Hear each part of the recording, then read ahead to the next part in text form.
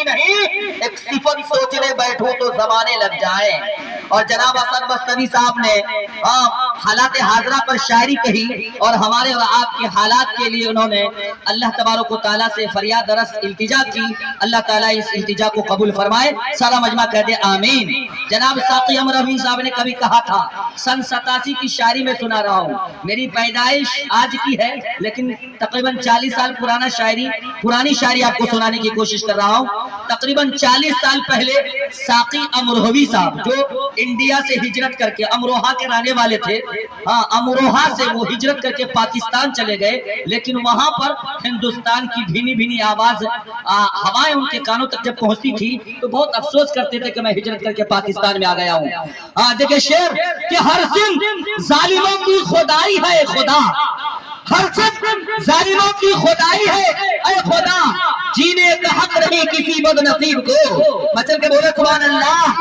ہر سن ظالموں کی خدائی ہے اے خدا، جینے کا حق نہیں کسی بد نصیب کو، اس عہد نامراد میں رشتے حلال کیا، عزت کی موت بھی نہیں ملتی غریب کو، عزت کی موت بھی نہیں ملتی غریب کو۔ اور سرزمین کٹیہار والوں یہ شعر پورا ہندوستان گونجے گا، میں آپ کے سامنے پڑھنے کی کوشش کر رہا ہوں، ایک مرتبہ سارا مجمع بولے سبحان اللہ۔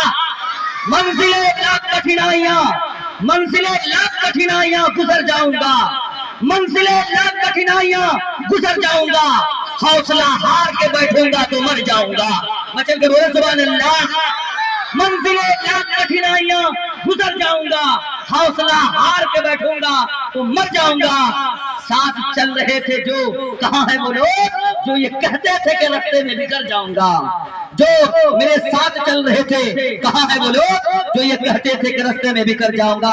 سامعین ناظرین، وقت کی قلت دامنگیر ہے اور ہمارے اور آپ کے محبوب و مطلوب مشفق و مربی کرم فرما مفکر ملت حضرت علامہ و مولانا سید اشہد رشیدی صاحب دامت برکاتہم العالیہ کی ذات گرامی کی آمد ہو چکی ہے۔ اس سے قبل فہرست جو ترتیب دی گئی ہے اسی کے معیار کے مطابق میں آپ کے سامنے یہ پروگرام پیش کرنے کی کوشش کر رہا ہوں۔ آئیے میں سیدھے میں اس جلسے کی بہترین کارروائی اور حسن کارکردگی کا اظہار کرنے والے جو کرناٹک کی سرزمین سے یہاں پر تشریف لائے ہیں اور مجھے معلوم ہے کہ تقریباً ایک ہفتے سے شب و روز محنت کر کے اس پنڈال اور اس مجمع کو نکھارنے میں اور نوجوانان میں حشور سالے کور کی ہمت حوصلہ افزائی کرنے میں جو انہوں نے وقت گزار دیا، میں ان کو سلام کرتا ہوں۔ میں سیدھے حضرت مولانا محمد عثمان صاحب دامت برکاتہم العالیہ کی ذات گرامی سے درخواست پیش کروں گا کہ آپ تشریف لائیں اور اپنے خطاب نایاب سے ہم خوابیدہ قوم کو بیدار فرمائیں۔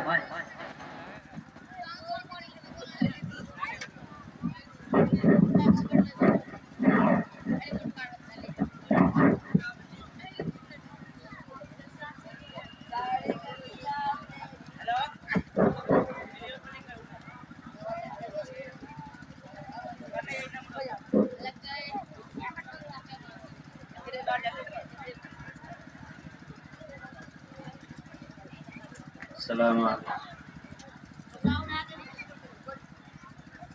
الحمدللہ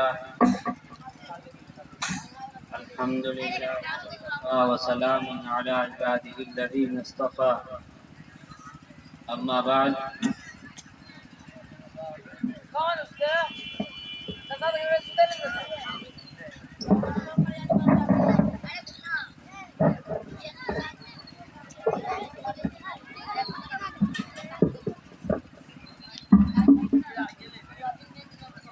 اعوذ باللہ من الشیطان الرجیم، بسم اللہ الرحمن الرحیم۔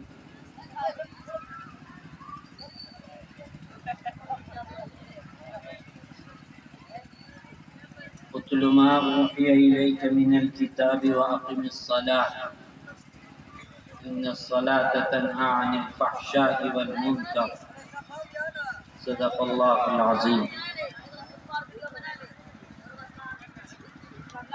صدر محترم، علماء کرام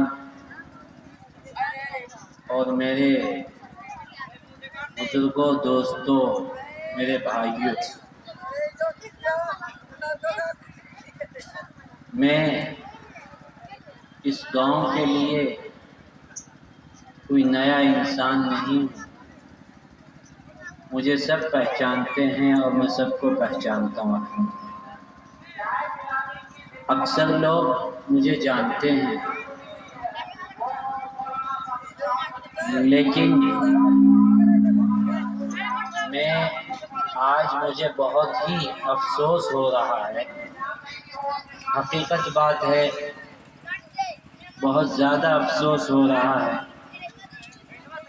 کہ اس گاؤں کے لوگوں نے اتنی محنت کی، اتنی مشقت کی، اس جلسے کو کامیاب کرنے کے لیے انہوں نے ہر طرح سے اسے کامیاب کیا، لیکن افسوس ہے کہ وہ سننے کے لیے آنا نہیں چاہتے۔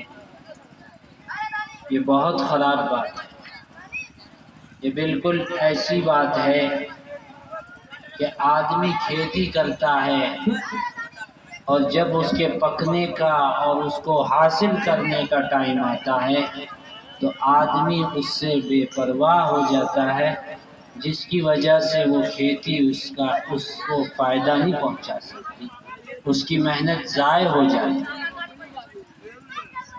میں اس بات کو بہت پہلے سے، میں جمعرات کی رات میں آیا، جمعہ کی پہلی میٹنگ میں نے یہ بات سب کے سامنے کہی تھی کہ بھائی ہمارے جلسے کو کامیاب اگر کرنا ہے تو ہمیں اس پنڈال کو بچوں سے نہیں بڑوں سے بھرنا ہے۔ لیکن آج مجھے بڑا افسوس ہو رہا ہے، جن جن چیزوں پہ نشاندہی کی گئی تھی اس پر کوئی عمل نہیں ہوا۔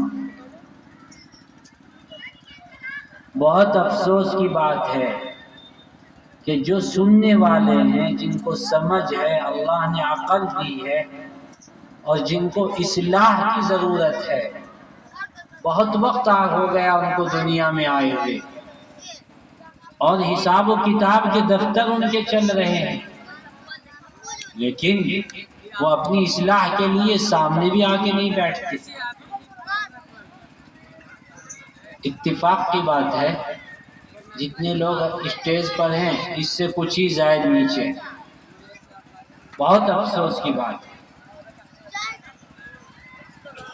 اس لیے میرے بھائی، ہم نے بہت محنت کی، ہمارے بہت سے ساتھیوں نے کوشش کی، حضرت مولانا سید اشہد رشیدی صاحب مقدس اللہ العالی نے جو ہمیں وقت دیا ہے یہ بہت آسانی سے نہیں ملتا۔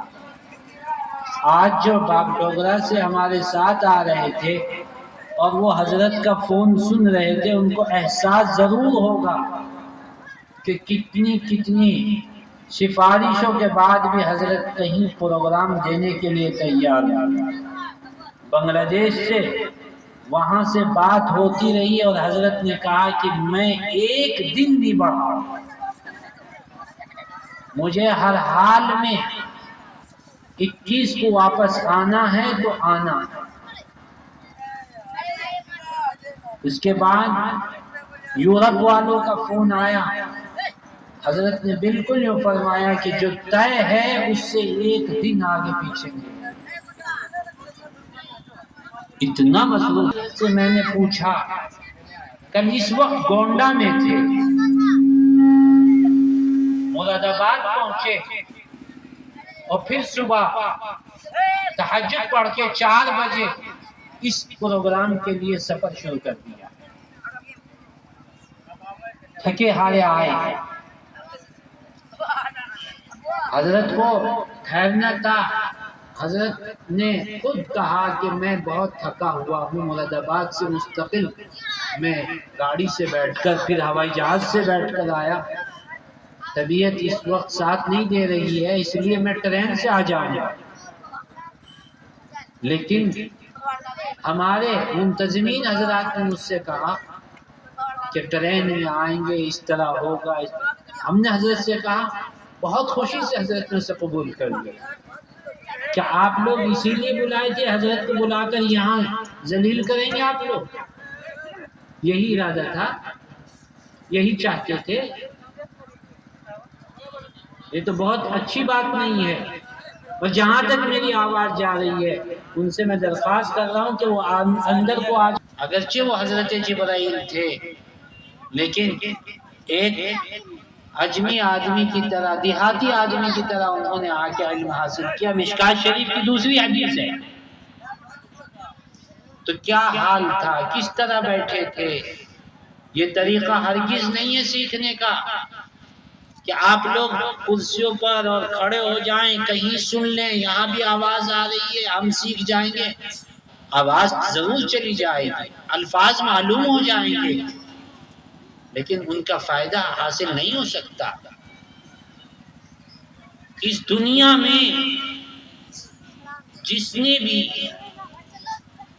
پڑھا ہے اور کوشش سے پڑھا ہے، اہتمام سے اور احترام سے پڑھا ہے، اس نے تھوڑے وقت میں تھوڑے علم سے بہت فائدہ اٹھا لیا. اور جس نے علم کو اور دین کی بات کو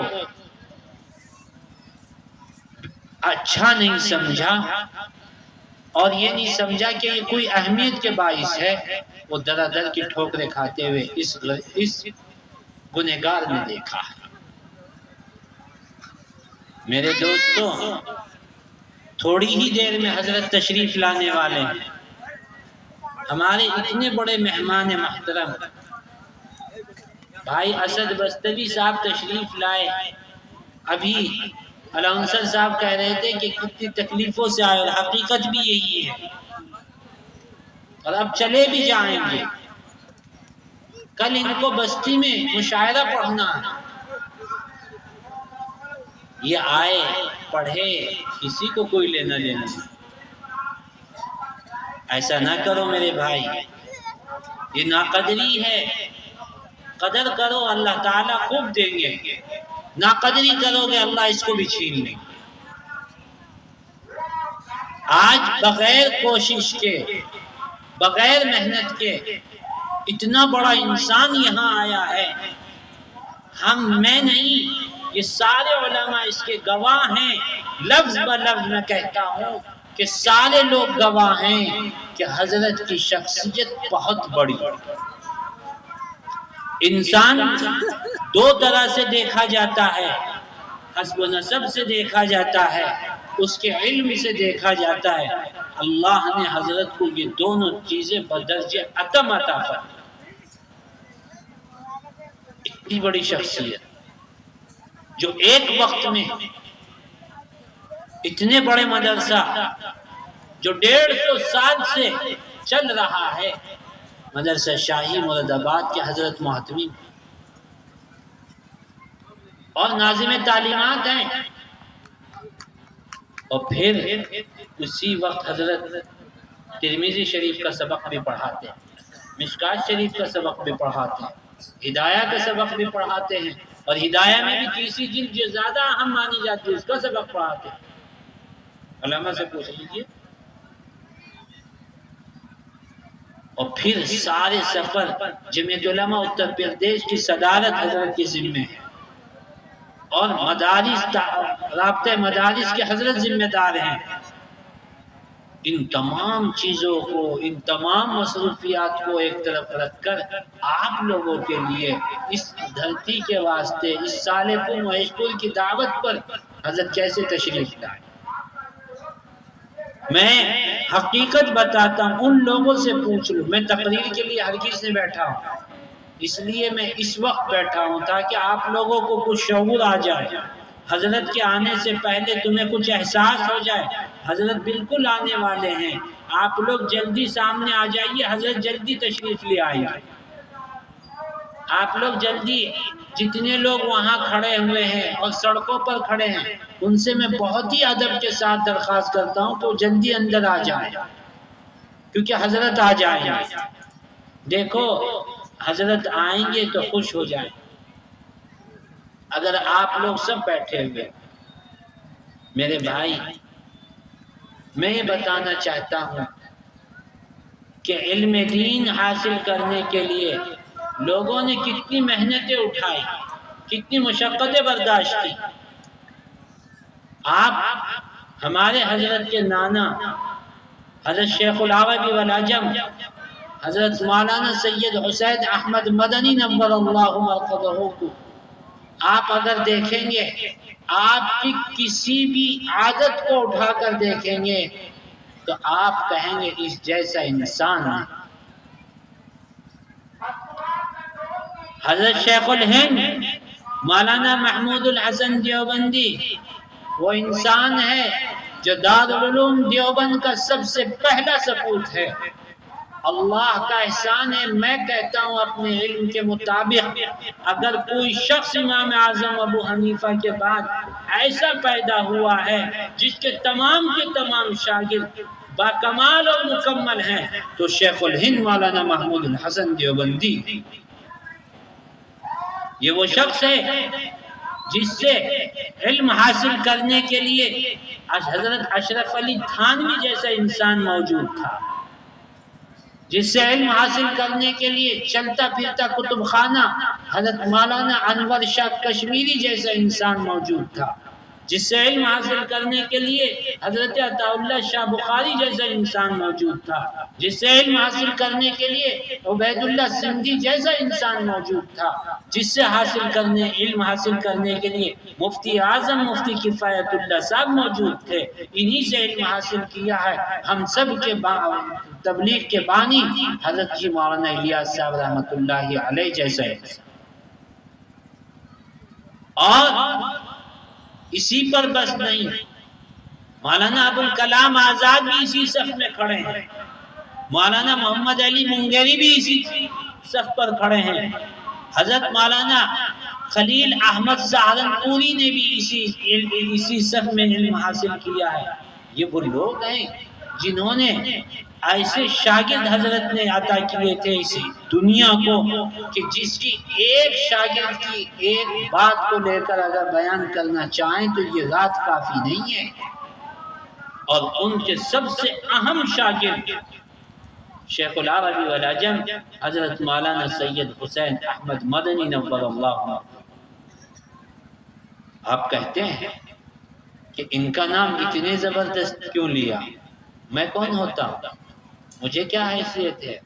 میں کون ہوں جس کے سلام کا جواب آقائے مدنی حضرت محمد رسول اللہ صلی اللہ علیہ وسلم اپنی روضہ مبارک سے ببانگ دہل زور سے آواز کے ساتھ سلام کا جواب دیتے ہیں؟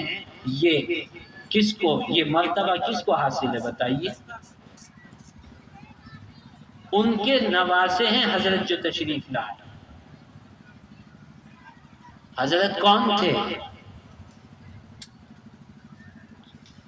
حضرت کی شخصیت وہ تھی کہ اللہ تعالی نے حضرت کو ایسے علوم سے نوازا تھا کہ جب مسجد نبوی شریف میں آپ کا درس ہوتا تھا آپ کے حلقہ درس سب سے بڑھ جاتا تھا۔ 18 سال تک حضرت نے مسجد نبوی شریف میں بیٹھ کر اللہ کے نبی صلی اللہ علیہ وسلم کے روبرو ہو کر حدیث شریف کا سبق دیا ہے۔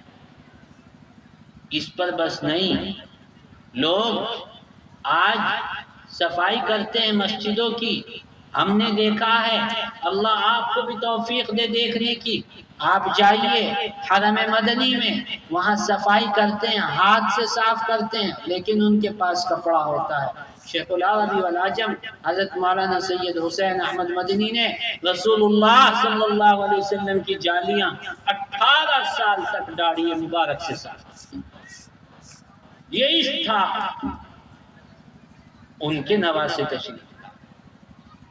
آپ لوگ کہاں کھڑے ہیں؟ میرے بھائی، ابھی حافظ شہادت نے بتایا کہ حضرت چل پڑے ہیں، آ رہے ہیں، پہنچنے والے۔ سب لوگ باہر سے اندر آ جائیے، حضرت تھوڑی ہی دیر میں تشریف لا رہے ہیں۔ میں کوئی تقریر کرنے نہیں بیٹھا ہوں، میں بتانے بیٹھا ہوں کہ ان سے فائدہ اٹھائیے، بہت فائدہ ہوگا۔ میں اپنی بات کرتا ہوں، میں خود حضرت سے فائدہ اٹھانے کے لیے اتنی دور بھی آیا۔ ہمارے کرناٹکا میں حضرت تشریف لائے، ہزاروں کا مجمع تھا،